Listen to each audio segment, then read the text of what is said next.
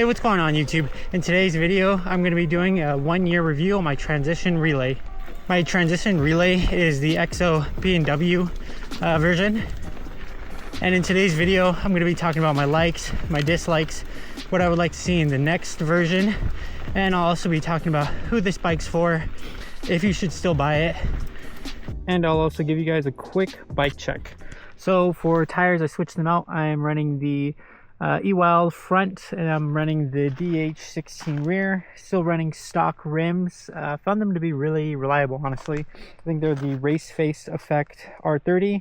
It has like an e-bike specific rear rim that I really like. It's still going to be the stock drivetrain. Found it to be pretty reliable so far.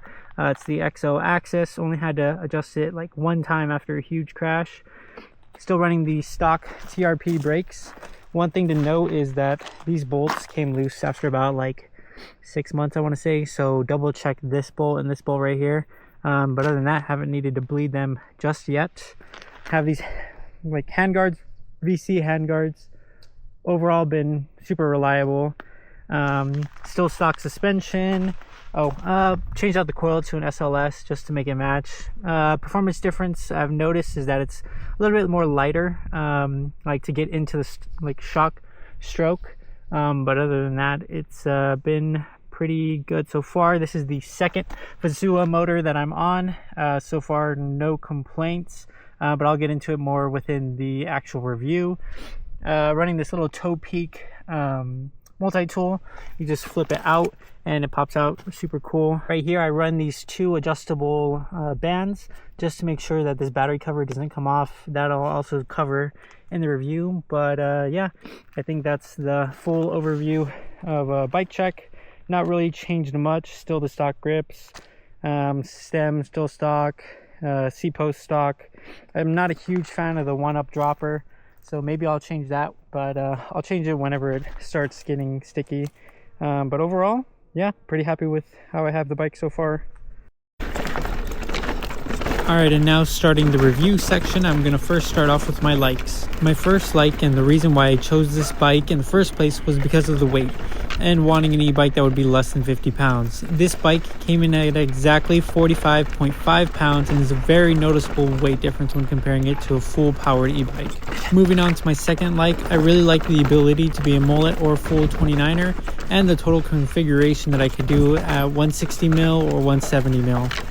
As far as changing out the rear wheel for a 29er, I've used this function once in the bike park and just wanted a little bit more rollover for the chunky stuff, and I really like how the bike handled even with a full 29er. The only caveat was that the tire in the rear was a 29 by 2.5 and I was getting a slight rub on the chainstay.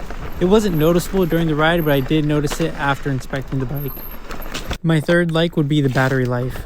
I've been very surprised by the battery life and not once found myself running out of charge on a ride. And I think the biggest ride I did was about 20 miles and about 3,000 feet of climbing. And I would still have about 30 to 40% battery remaining, assuming I'm using a mix between eco and like mid power.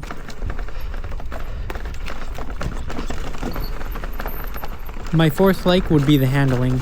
Overall, I think this bike handles exceptionally well and it follows suit to the rest of Transition's heritage, meaning the bike rides pretty aggressively. It likes to be pushed to its absolute limits and handles double black trails really well. It doesn't feel overpowered, heavied as most e-bikes, and I find it happy to take jumps. Not to say the weight isn't noticeable, but it definitely carries the weight well. I can find myself absolutely smashing through rock gardens and the bike being composed because of the additional weight.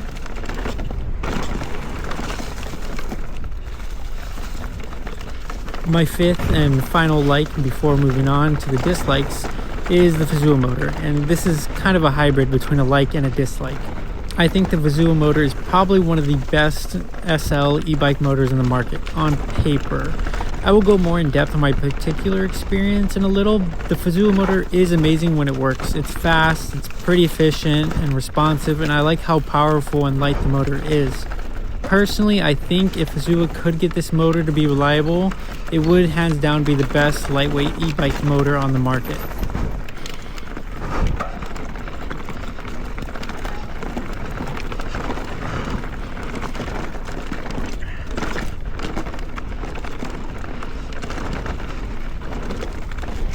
Alright, and now we'll go over to the dislikes and we'll continue our talk with the Fazua motor. So I would equate the Fazua Ride 60 to a BMW. It will give you the best ride experience and then start throwing up check engine codes. I had my first motor failure in June and submitted my ticket in July after trying to fix the issue.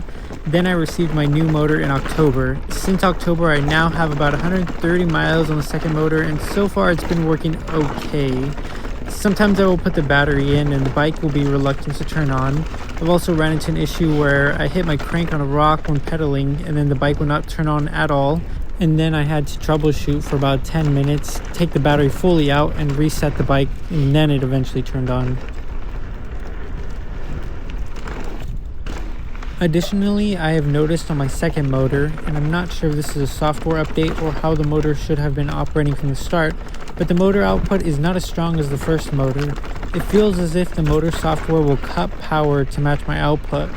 I would say it gives more of a natural feel now and it's not jerky like the first version, but this is not a fault or a need for warranty.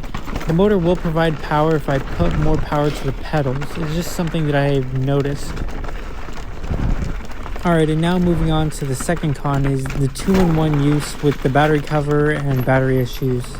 So this is something that I also noted in my 6-month review, but I think Transition could have done a much better job at designing the battery cover and how it is attached to the bike.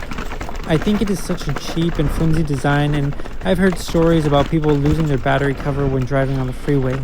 And I think for the amount of money you're spending on this bike, I think it was poorly executed.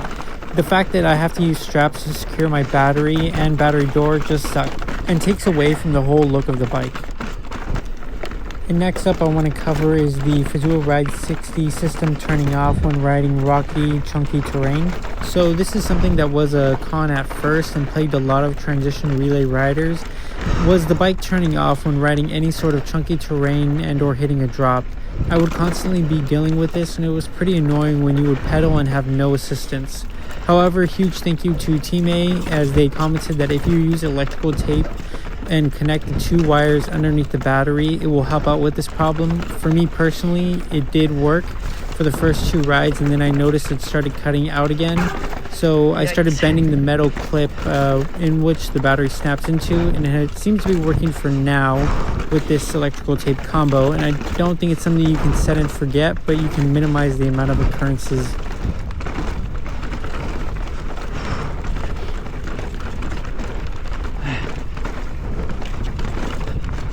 Alright, and now moving on to my fourth and final con would be the price for quality. I bought this bike on sale and still think I overpaid for what I got. I bought the XO PNW build that retailed for about $11,000 but got it when it was around 30% off. Even at $8,000 I would struggle to choose this bike again. I think for the amount of money there are better quality bikes that will not have as many issues. Additionally, something I noted in my 6-month review was around the pivot areas, it looks like the paint is chipping when you go to tighten the pivots due to the poor shape job. It is very small in the grand scheme of things, and I know it's a mountain bike, but when you spend 2007 Honda Accord money on a bike, I would expect a better quality control. Alright, so what would I like to see in the next version and what would I rate this bike in its current state? In its current state, I would give it a 7.8 out of 10. For me to rate this bike a 10 out of 10, I think the door panel would need to be updated or just remove the 2-in-1 option entirely. Personally, I used the bike without the battery one time, but other than that, it's just a feature that I don't think many people use. Riding without the battery does not give it an acoustic bike feel, as it throws off your suspension settings, as the bike is usually set with the intention of using your 5-pound battery. Now, who should buy it and should you still buy it? I think this bike is meant for someone who really likes to ride aggressively and really wants to utilize the 2-in-1 feature. The 2-in-1 feature is probably the biggest selling point, but for myself personally, I was not a huge fan after actually trying it out. I think currently Transition is deeply discounting the first colorways of the Relay, and they're about 35 to 40% off. And at this price, and the average build is about $5,000 to $7,000. At this price, I would struggle to choose this bike given how competitive the market is on e-bike prices. I think if you really want to utilize the 2-in-1 capability and don't mind if you need to warranty the motor maybe once or twice, then this bike would be perfect for you.